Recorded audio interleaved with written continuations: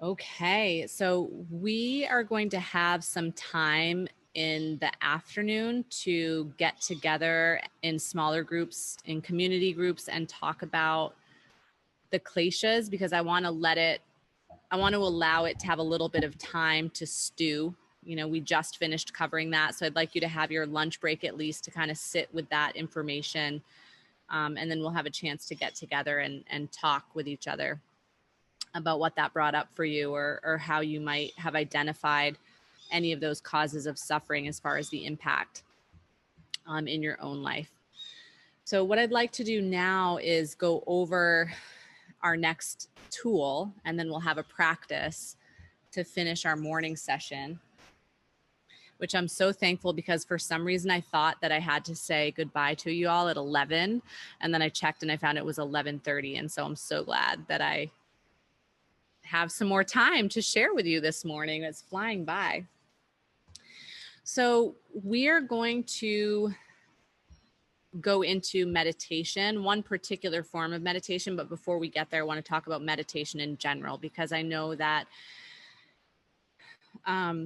it's a big area of interest for a lot of folks. It's very, very challenging for most folks, even those that have a steady practice.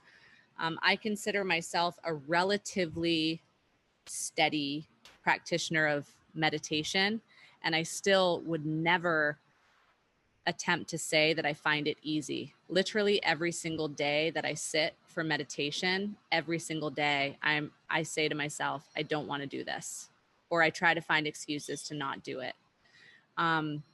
So it's a very, very challenging practice. Those who have worked with the 8 limbs, you know, and you're aware that actually after the ethical principles of the yamas and niyamas, we then go directly onto the mat with asana. So actually, like, physical postures in the body are recommended to be relatively early on. And that's for a reason. It's because most of us are able to quiet the mind and focus and get steady through physical practices. So for some people, for example, one great example is dance. Like, some people really use dance as a way to meditate. It's not about checking out mentally. It's about actually like being really fully present in your experience.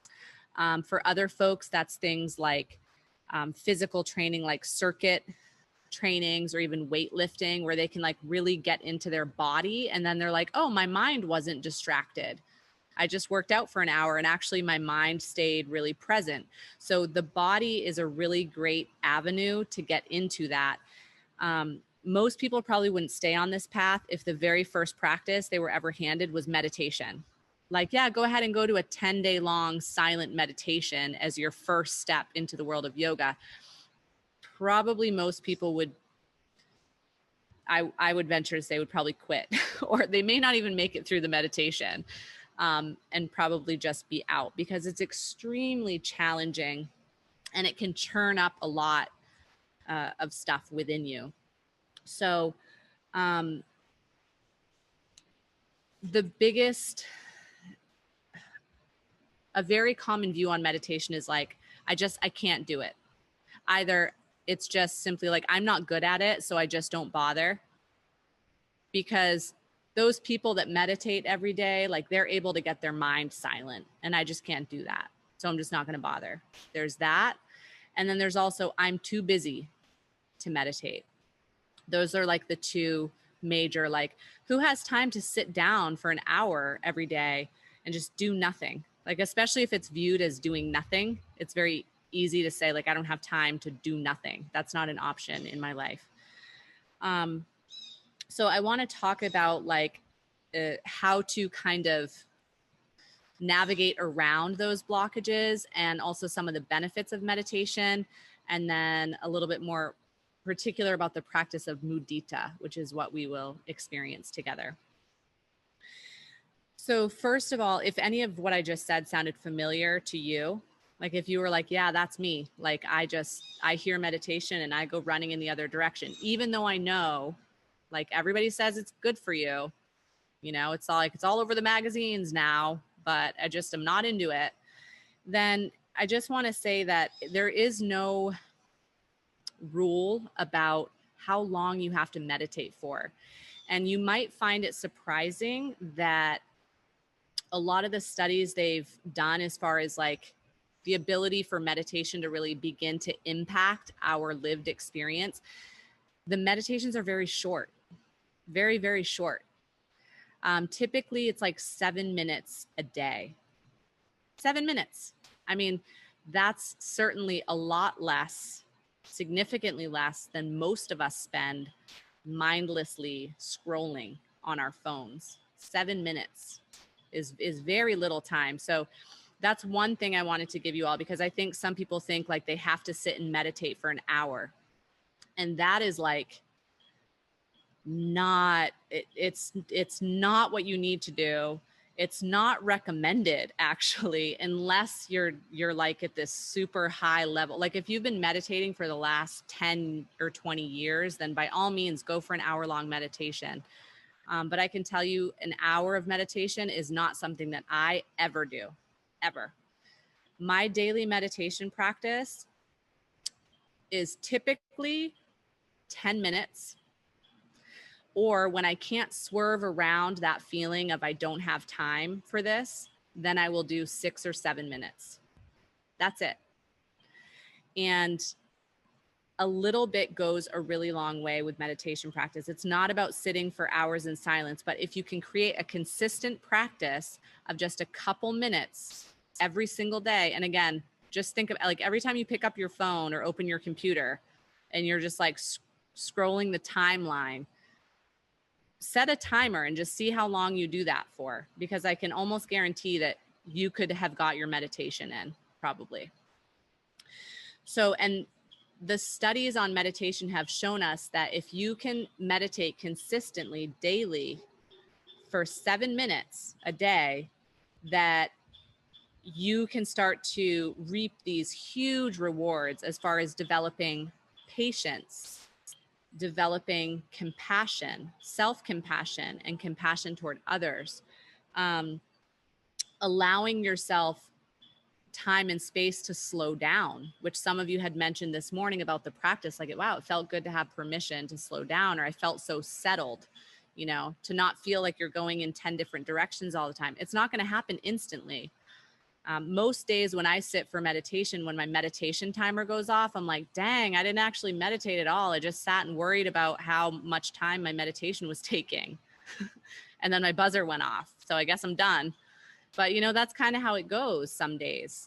The point is that it's a consistent pattern and you do it daily or as close to daily as you can. And this is going to be a really big one when we get to Dinacharya and the daily routine. It's a really good one to add in there. Another way that you can approach meditation, if you just don't see yourself sitting down. Also, there's great standing meditations too, walking meditations. Mantra and chanting is a beautiful meditation. I do that some days when I'm just not feeling settled enough to sit quietly. You can do recordings and guided meditation. So there's really like something for everybody. I just got this new app. It's called Calm. And if you're really someone who's not into silent meditation, the Calm app, I really recommend. They have sleep ones on there too, which are awesome. Put you right to sleep real quick. It's like adult bedtime stories. They're awesome. Okay, so the other approach you can take to this is working with mindfulness. So I know this is kind of like a, what do you call it? It's like this new popular term that kind of gets thrown out there a lot. Like everything's mindful now. But I want to look at like what that actually means, because it's not, you know, we don't, sometimes we see it and it's like a catchphrase to like sell things, but we don't actually explore what the meaning is of that. So mindfulness is a term that Jon Kabat-Zinn kind of coined. A lot of his studies and his approach comes from studying these Eastern philosophies and studying meditation.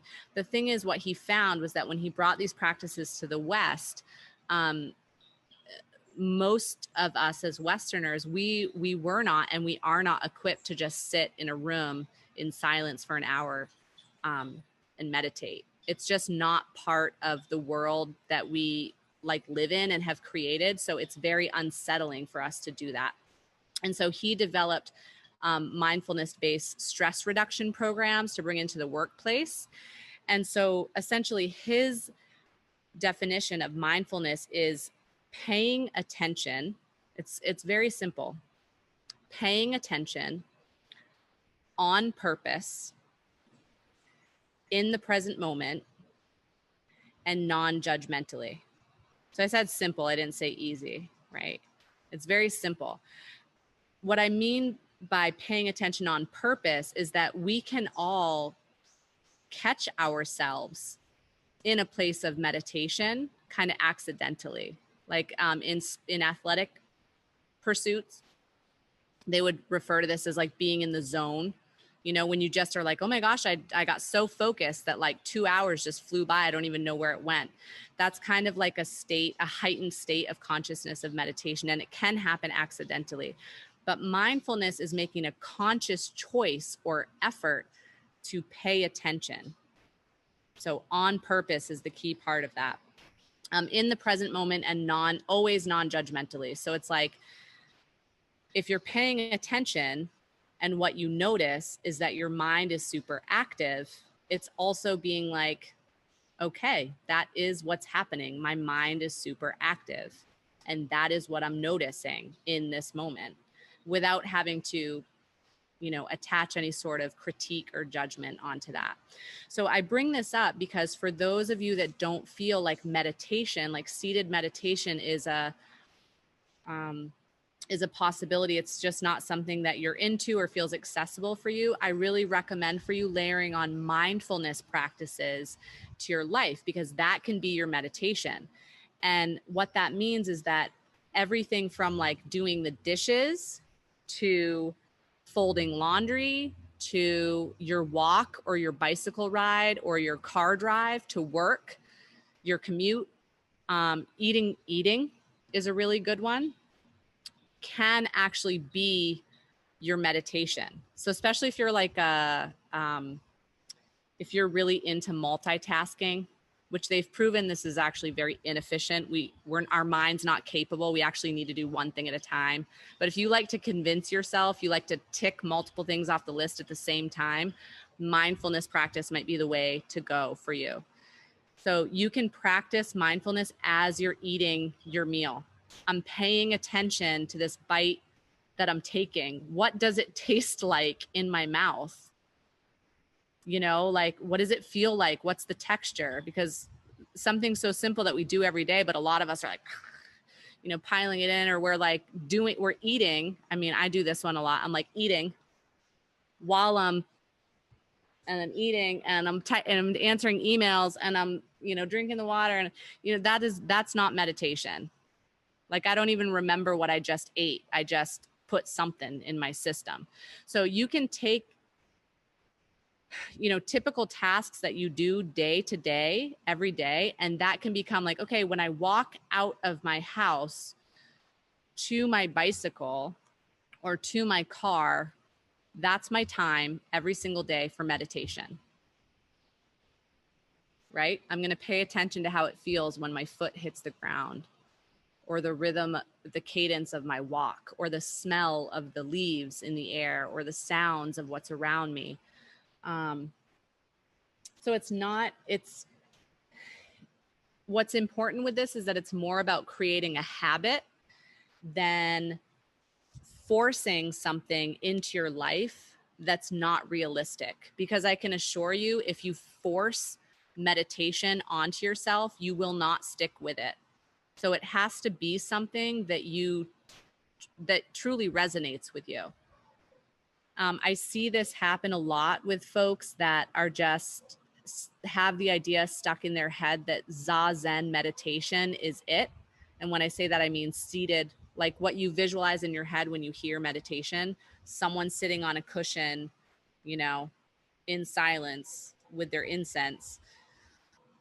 That's Zazen meditation. So if you have that idea in your head and you're like, that's what I have to be doing or else it's not meditation, and that form of meditation doesn't fit for you, because that is a really, really, really advanced practice. Sitting still in silence is is the most challenging form of meditation, well, and medication that you could give yourself. I mean, that is like the strongest medication to be silent and still. Why would you do that to yourself, especially if you're not someone that truly finds joy in meditation, which that can take a while to develop. So yeah, it's more about developing the habit than like forcing yourself to do something that's not going to fit your life. So the daily walk to your car or bike, your commute, the way that you eat your lunch. This is actually very good in Ayurvedic philosophy as well. Like if you are just like every day, eating my lunch is my meditation. And you just let people know around you, like, I will be eating in silence, or if possible, put yourself in a place where you won't be around other people. I will eat in silence. I will not rush while I'm eating, and I will not do anything other than eat. I'm not going to scroll on my phone while I eat. I'm not going to make that phone call to my mom or whoever that I needed to make while I'm eating. I'm really just going to eat. So make it fit into your life. So some of the benefits of meditation, I'm sure that you've all probably heard some of these before, but if this is kind of like something that you're just dipping your toe in, or it's a little bit more new to you, a big one, which is helpful for right now, is gaining a new perspective. You know how when you're in a sticky situation and sometimes you just need to share with someone and you're like, I mean, does that make sense to you? Or am I mixed up, or is that, and then the person says to you like, yeah, I don't think that's like, maybe you should try looking at it a different way. It's like, or if you're proofreading and you've seen the same document a million times and then you have to send it to someone else and they find all these errors because you've just like gone through it too many times. So this is like meditation. It's like a reset. So finding a new perspective. It's like flicking the switch, particularly for stressful situations. Beautiful for stress reduction. There are lots of studies on this, and I know some of you have had access to that through the Mahatma module, but they're very easy to find as well if you're interested.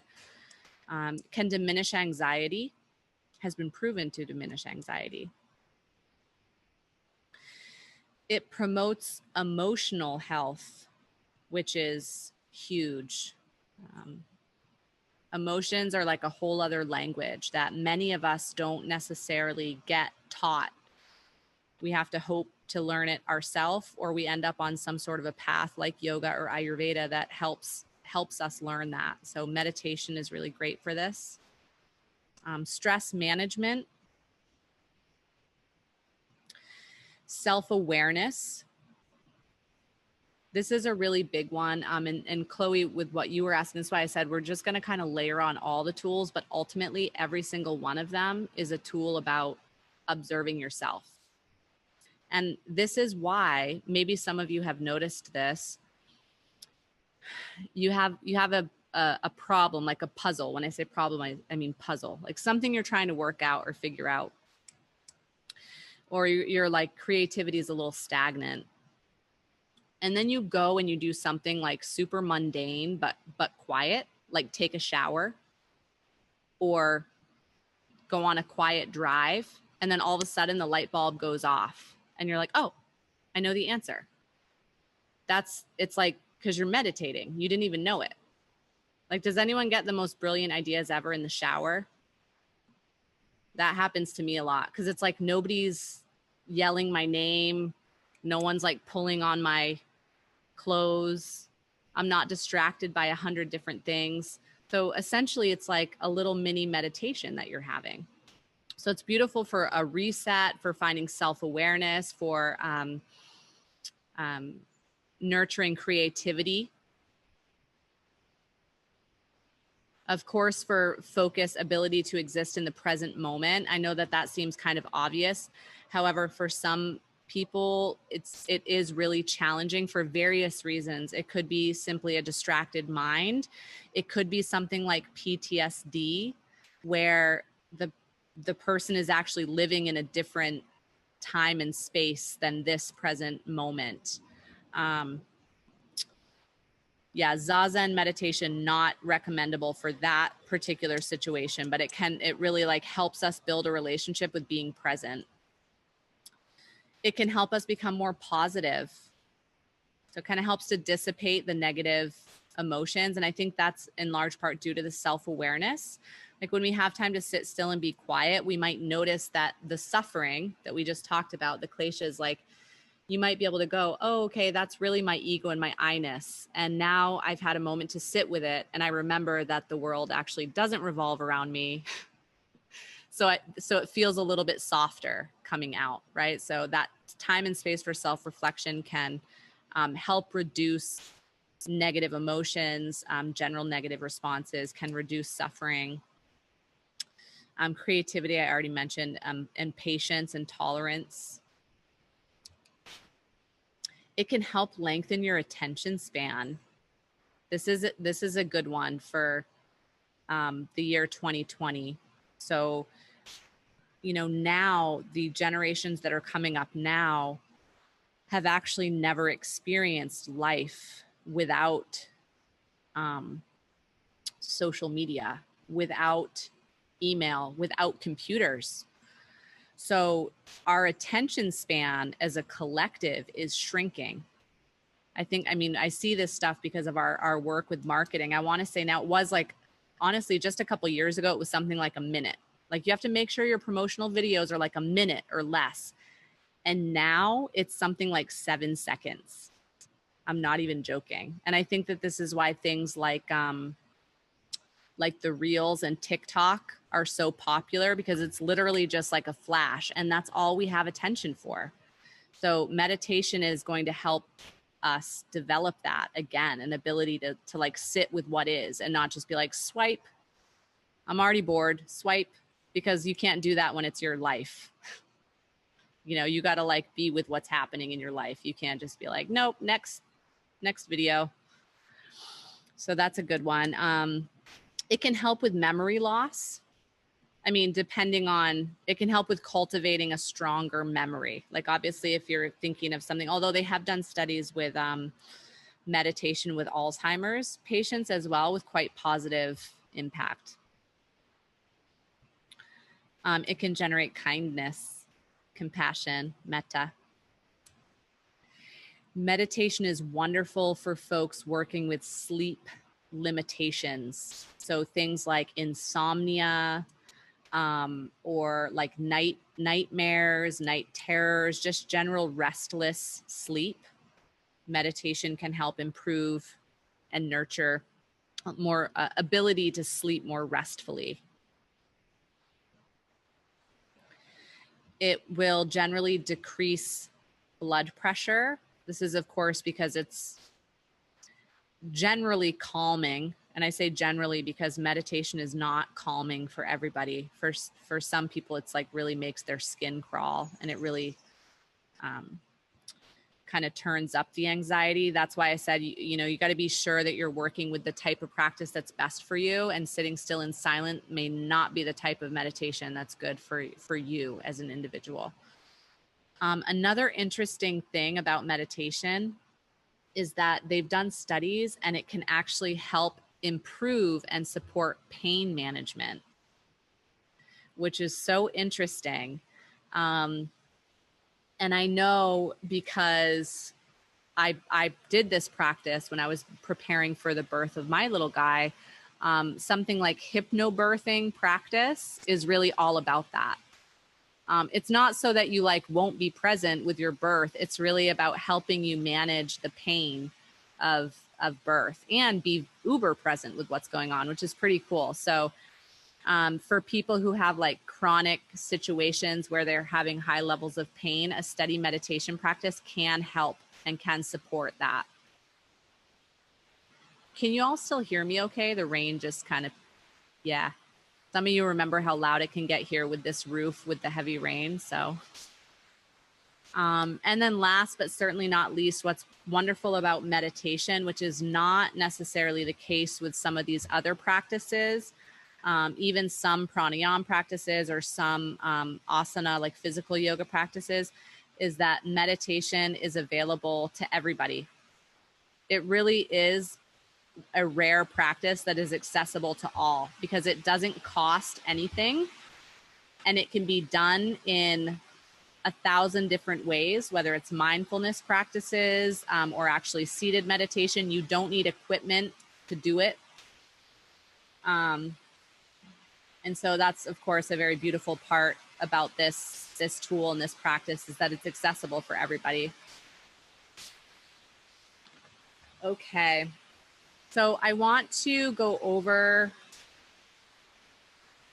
quickly Mudita, which is the practice of meditation that we will do together. And some of you may have practiced this before, heard of it before. It is one of the Brahma Viharas. I mentioned that a couple times yesterday, which are the sublime attitudes. It translates as the abodes of Brahma. So Brahma is the name in Hinduism for God, or like the universal one. So it can be any sort of title that works for you. They are Buddhist virtues, and also they are meditation practices to develop and cultivate these four. They're also sometimes called the four immeasurables or the four infinite attributes. So one that is probably very familiar is metta. You may have practiced that. Metta, of course, is loving kindness. Sharon Salzberg is a great teacher and practitioner of metta, as well as Stephen Cope, one of my teachers, who's so lovely. So if you ever have the chance to listen in on any of their stuff on metta, I really recommend. And so they are metta, or also sometimes called Maitri, which is loving kindness. Karuna, which anyone who did the CYA course will know means compassion. Mudita, which is empathetic or compassionate joy. So that's the one we'll be practicing. And Upekkha, which is equanimity or balance. I don't have a slide on these, but yeah, it's not, write it if you want to, but no pressure to remember that. So Mudita is actually considered to be like the most challenging of these. It doesn't flow as easily as metta or loving kindness. And we talked a little bit about this yesterday. So I want to talk about some of the blockages for us as humans experiencing empathetic or sympathetic joy. But the Dalai Lama, I just thought this was so cute and so sweet. The Dalai Lama says there are 6 billion people in the world, which I actually think that's higher now. This is an old quote. I think now there's 7. And so there are 6 billion chances at happiness.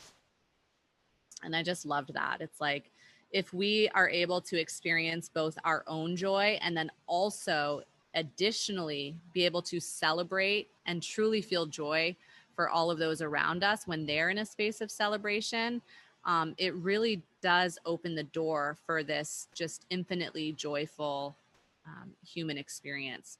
So this is the intention of Mudita. It's working to cultivate and allow us the experiences of rapture, of delight, of joy, of celebration. But it needs to be very grounded. So we're not talking about like over exuberance or over excitement or a form of exaggeration, because of course, ultimately we're working to develop something that is authentic. So some of the hindrances that can prevent us from noticing or appreciating other people's happiness or other people's well-being include things like judging what makes someone else happy. As you go through this, just notice, or maybe even note, because when we share in the breakout groups in the afternoon, you might choose to talk about this rather than the kleshas as well as an option. So judging what makes someone else happy. So an example is something like when the person you're working with is like, I can't wait to go out and like race my motorcycle on the racetrack next week at the racetrack or wherever. I don't really know where people race motorcycles. And then you're just in your head like, oh, that sounds terrible. Like, oh, so loud. That's dangerous. You're going to get hurt. Like, you really want to take your kids to do that. You know, you start going into that rather than quietly observing, you know, their excitement and their joy. So judgment. Mana, or the busy mind, the manas, or the comparing mind. So that's when we get to the place of like, well, but why do they have that and I don't? Comparing, or they already have too much stuff, you know, but you already have a house that you own. Why do you deserve to have a lake house? I don't even have a house. I rent, right? That's the comparing mind. That's the mana, where we cannot be happy for someone else because we're too busy comparing to what we have. If we simply dislike the beneficiary, and this is a very common one too. So it's like someone that you just simply don't like comes into good fortune. I mean, right? That happens all the time. And don't you ever catch yourself like, oh, wow, how can that be? Like, I get to myself doing the spiritual, like, how can that person have karma that would allow them to get that? You know, like, that's terrible. It's like, not only is it judgmental, but it's also like, just because I don't personally connect well with someone does not mean that they should not have all the abundance and the joy that life has to offer. We may feel resentment. We may feel competitive. Competition's kind of like a natural, it's part of human nature, but when it's to the extent that you're actually unable to feel joy for someone else, then it's considered a hindrance to mudita. Envy is one of the biggest hindrances. It's when you are fixated on someone else outside of you having some sort of privilege, real or perceived, that you do not have. And that's a tough one, because sometimes it really is a true situation that is difficult and it's not comfortable. And so it can be very difficult to celebrate someone in their gain when you feel like you have a lack. Just plain old like stinginess or greediness, or like it's called also avarice. So when you don't necessarily want something, but you also don't want anyone else to have it. It's kind of a weird example, but I feel like I've observed this one play out a lot in human relationships. You know what I'm saying? You all know what I'm talking about. It's like your friend doesn't really want that person, but they also don't want anyone else to have her or him. And you're like, just let that, like, you're not helping anyone. Just let it go. But it's a lot easier said than done. So this is a big one: stinginess, avarice, or greediness. Like, I don't want it, but I also don't want you to have it. Like, it might not be my idea of fun to go and ride on motorcycles on the racetrack. But you seem like that seems really fun for you, but because I'm not having fun, I don't want you to have fun. You know, it's like, or just plain old disconnect from others in general, disconnect from the emotion of joy or happiness. It's something that we can often withhold from ourselves.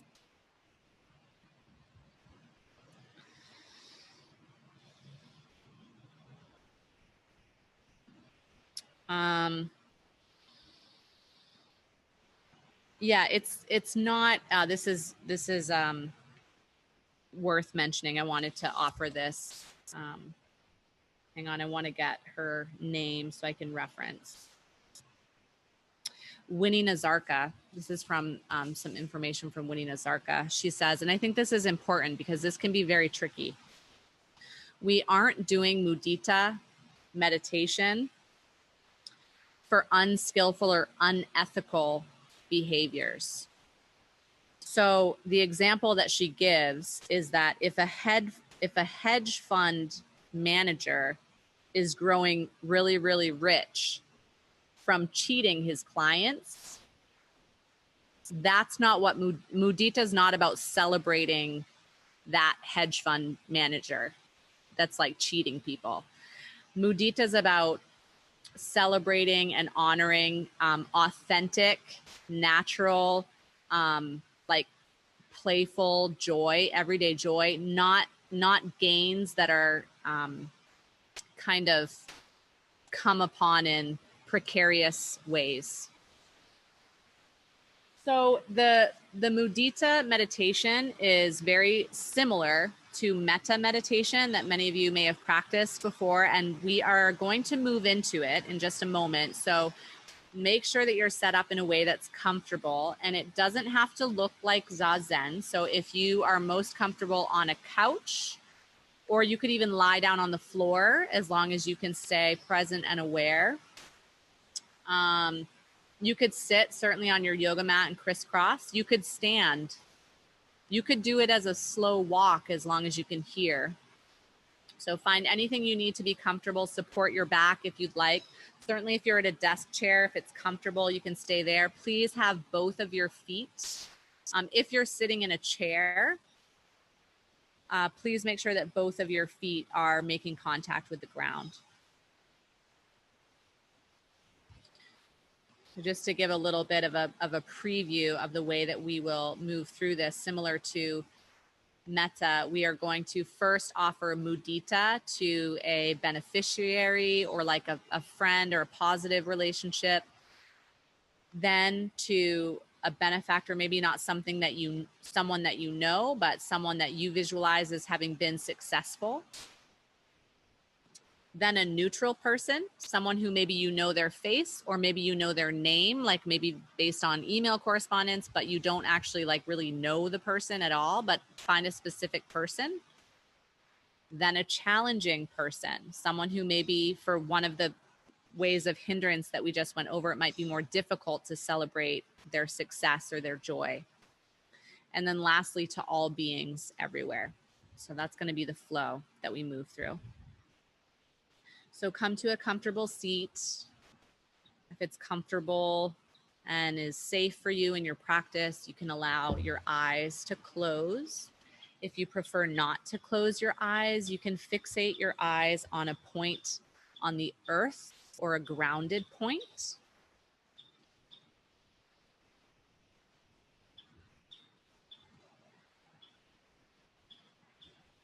Take a few slow and deep and unhurried breaths.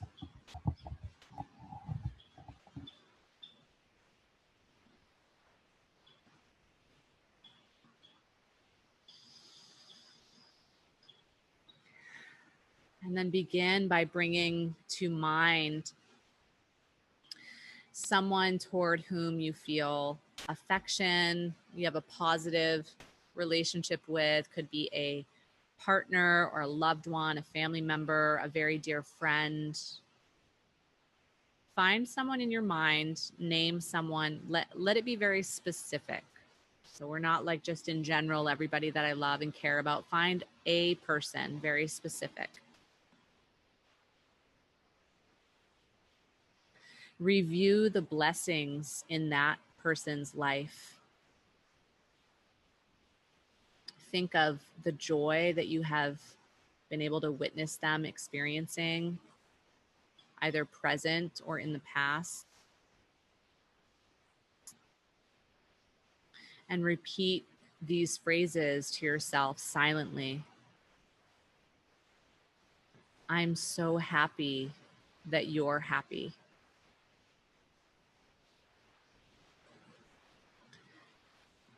May your happiness continue.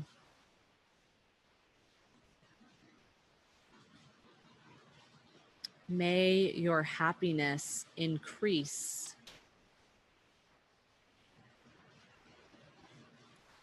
May your good fortune shine infinitely.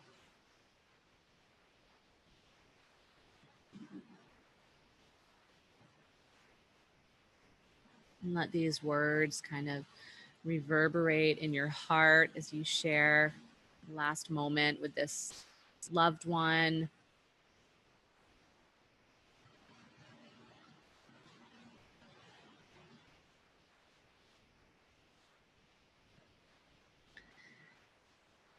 And now bring your awareness to a different person, still a benefactor. So perhaps someone who inspires you or influences you, maybe a mentor, could be someone that you don't know personally. And they perhaps don't know that you have observed their success and their joy, but find someone very specific.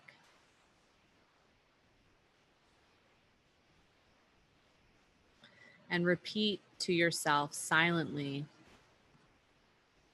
I'm so happy that you are happy.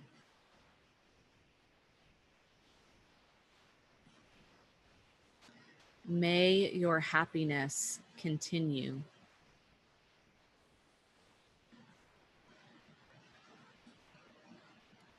May your happiness increase.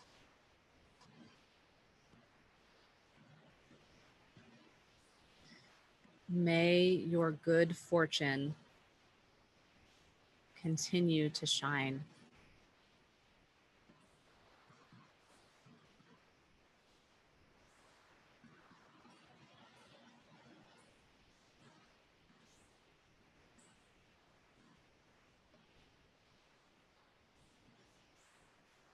And now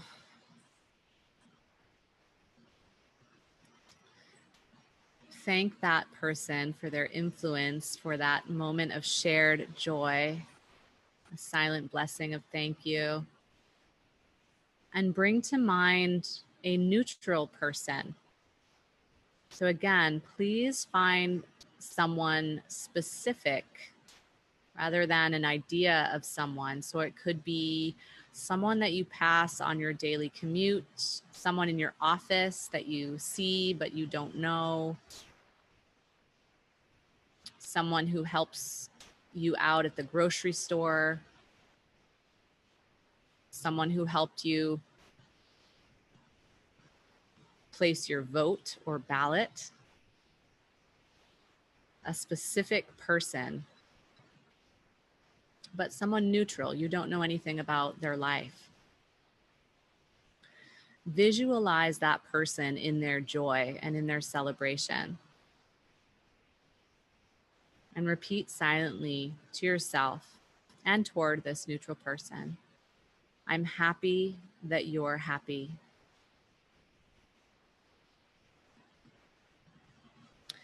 May your happiness continue. And may your happiness increase.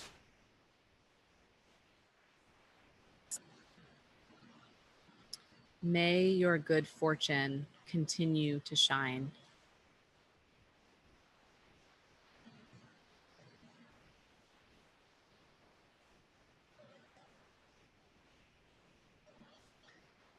Thank the neutral person in your mind for sharing their joy with you and with the world. And now bring your awareness to a challenging person, maybe someone who came to mind when we spoke about the hindrances to Mudita.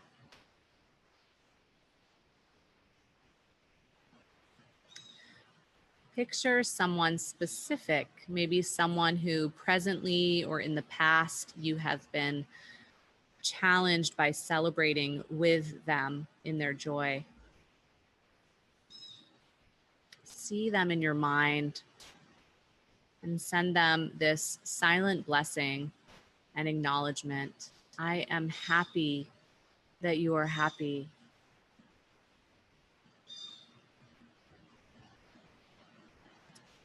May your happiness continue.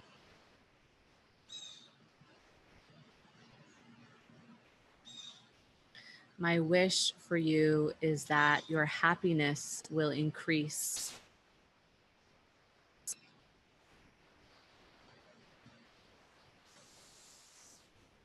May your good fortune continue to shine.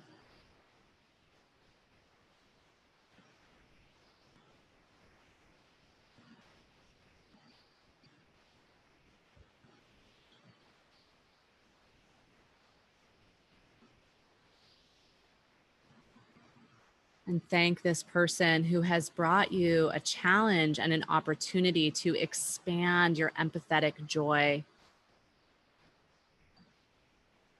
And now let that awareness expand out infinitely to embrace all beings everywhere, all sentient beings, not only humans, all animals, all plants, all living structures.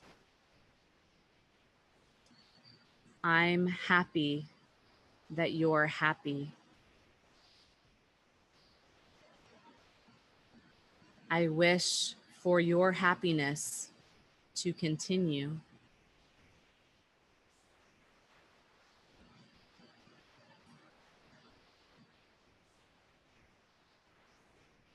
May your happiness increase.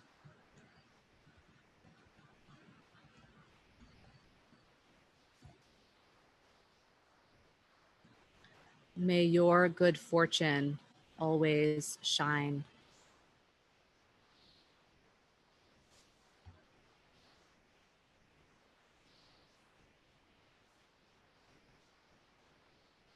Take one last pause here as you allow your expression of shared joy, of compassionate joy, to expand out to all beings everywhere.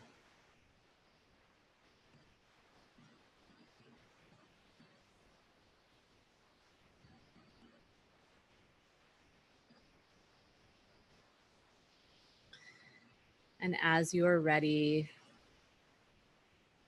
if you have your eyes closed, allow yourself to slowly resituate into the space that you are in, the room that you are in. You can allow your eyes to kind of blink softly open.